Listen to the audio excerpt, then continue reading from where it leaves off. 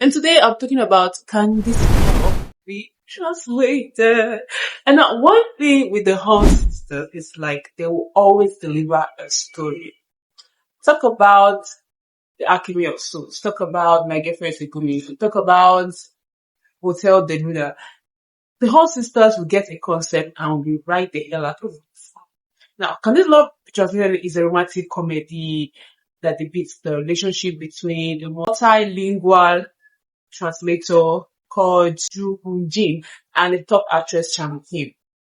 Now, it just tells you how we as people have different languages, have different love languages, and sometimes that can cause misunderstanding, especially when we relate to each other. And that is the beauty of this movie, how were these people able to understand each other, even though one was a translator.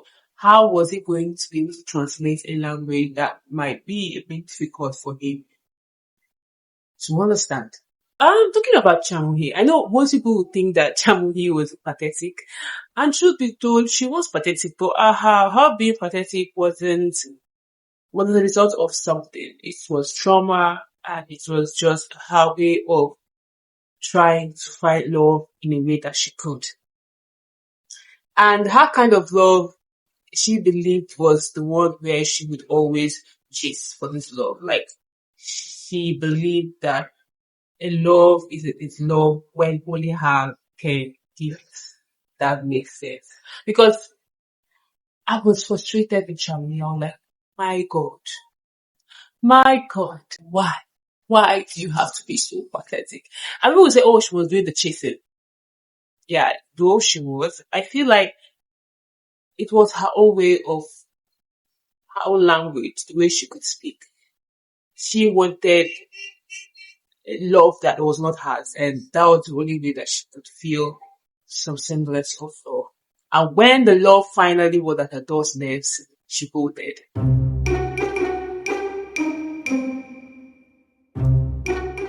That's visiting. I don't understand. That is why this movie had to be translated to me. Get that? I'm talking about her other personality, Dorami. I think Dorami was the person Chamui was supposed to be without all the trauma. She was direct. She said things that she wanted to say things. She did things that she wanted to do things. This was Chamui purest form. This was her purest form. And to something that I really, really appreciate that towards the end of the series, whereby we were able to experience Dorami not as this scary entity, but as who Chamui was trying to hide all along. And it was such a beautiful thing to see how the languages between them were more understood. Ji Hoon-ji was able to understand where Chamui was coming from through Dorami, if you get what I'm trying to say. So it was such a beautiful concept to look at. And then Juiji, in as much as he was a translator, he had his own things, truth be told. He was someone who suppressed his emotions. He didn't express his emotions properly, and even if he did that in the most brutal, most honest, which can be biting. And he just needed a way on how to relay his words without being hurtful.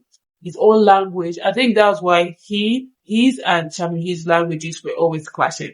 They were always trying to understand each other. Because there you have Chamuyi always trying to please people, always trying to take words quietly, not meaning to say things she wanted to say, always calculating what she ever had to say, being careful of people's emotions. And then you have this other person on the other hand, he was suppressing his own emotion and really had people see his unfiltered truth about them.